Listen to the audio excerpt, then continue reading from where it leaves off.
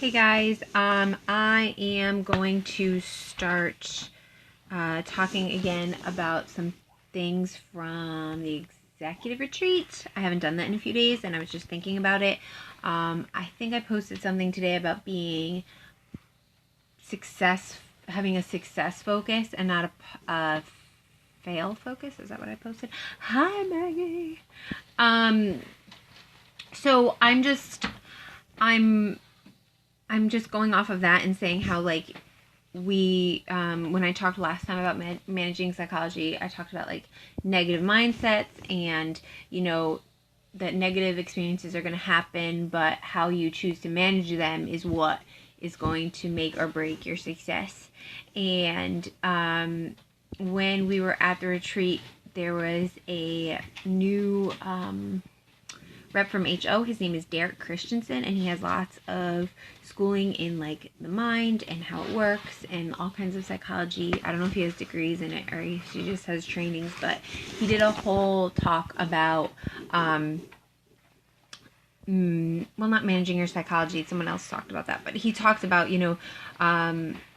how to improve in the face of conflict, because you're going to hit conflict when you are in Jamboree and in life in general, and how can you improve when conflict arises rather than break down or go into negative mindsets. And he talked about 3 different parts of the brain, which was really cool, and I have some slides on it, so I'll share those to you guys on the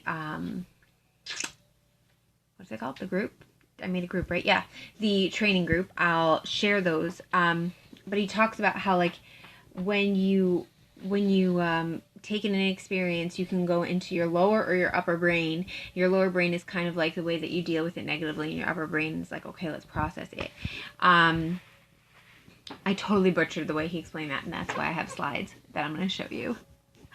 But I really just wanted to talk about one thing. He gave us a tip on when we have negative situations, and I tell people this all the time when things are going on, like, let's say, and like you have a hostess or a customer or a team member that's, like, you're butting heads with, or it's a really tricky situation, you need to figure it out fast, and you're freaking out, and you're not thinking straight, and you don't know what to do, and that's when you call on, like, your team manager or your sponsor or whoever, and, like, help me out, I don't know what the frick to do. You can make some really bad decisions in those moments, and he says that this is, like, a scientific proven experience. When you come into those negative situations, that you can go straight into your lower brain that reacts in the wrong way, rather than taking a step back and really process it in the right way. So what he said is, when you're feeling in a negative emotion, any kind of emotion, it could be because of an experience, or it could just be because you're experiencing negative emotions, try to stop thinking about the negative emotions completely and start thinking about something that makes you happy, something that's positive. So think about, I don't know, something as simple as a place that you love to be at, or a person that really makes you happy, or something that happened to you recently that gave you joy and made you laugh, something like that. And think about it for a solid 16 seconds, like, straight up time yourself for 16 seconds. Such a random number, right? But he said, stop thinking about your negative situation, remove yourself from it, whether you have to shut your computer or walk away from something, and think about something for 16 seconds that is completely positive, that makes you happy. And then go back to your negative situation. And you're probably going to be able to handle it more positively. You're probably going to have a clearer head. You're probably going to be able to know how to manage it in a right way rather than the wrong way. So I just kind of wanted to give you that extra little tip. I'm also going to book drop again. I book dropped last time. He mentioned a book called The Anatomy of Peace. And I think it would be, I'm planning on reading it. I haven't, but it sounds really amazing. And if any of you guys want to read it with me, or read it before me and tell me all the goods while I'm trying to still buy it, it seemed like a really great read for when you are dealing with the psychology aspect of direct sales and how our business goes up and down and all that kind of stuff. So I am going to post his slides he talked about, you know, the 3 different parts of the brain, but then he also talked about being a carrot, an egg, or a coffee bean. What do you think you are? Even if you have no clue what I'm talking about, you might know what I'm talking about. Do you think you're a carrot, an egg, or a coffee bean? Tell me. I'm waiting for your answers. Katie thinks she's an egg. Chelsea wants to be a coffee bean. Maggie wants to be a coffee bean. Do you guys know what this means? Coffee bean, coffee bean, coffee bean. Have you guys seen these slides? The egg and the coffee bean? Nope. I have no clue what it means. Haha. No idea. No.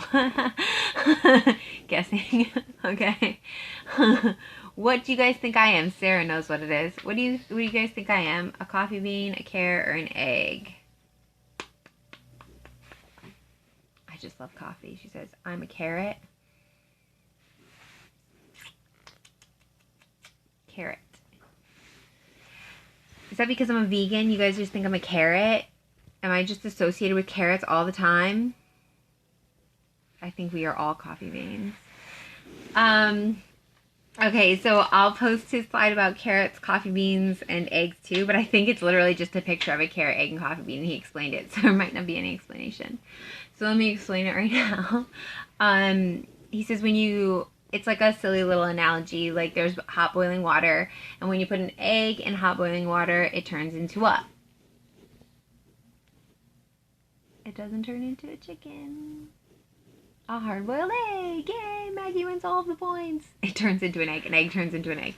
And then when you put a carrot in boiling water, what does it turn into? This is like a quiz. It's soft, it's mushy, yeah. And then when you put coffee beans into water, what happens? It turns into coffee. Exactly. You wake up. It makes drinks. It's yummy. Coffee magic.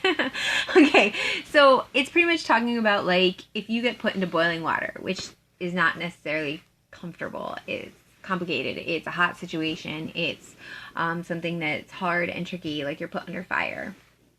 What is your initial response? Do you become mush? And that means like, because like the carrot, that means like, do you like run from it? Do you become soft? Do you become kind of like a doormat?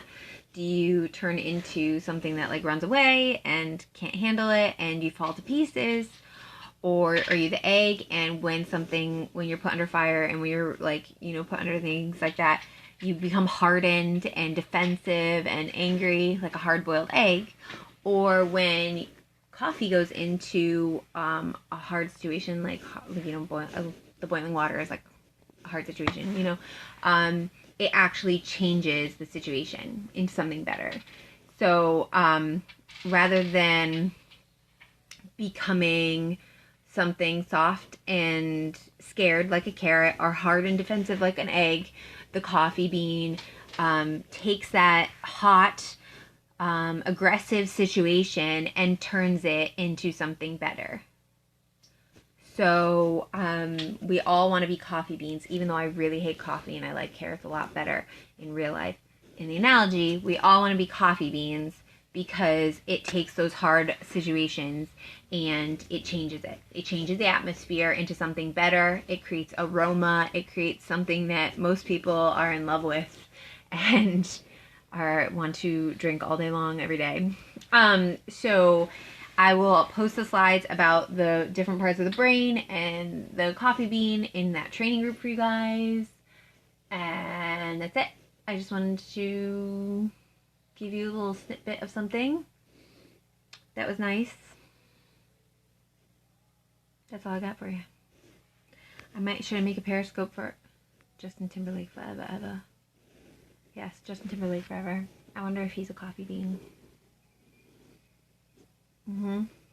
Alright. I love you guys. I think I'm going to make a video for our guests now. Are they there? Can you see them? I don't know if you could see them. Yeah, no, there's a training call. Bye, guys.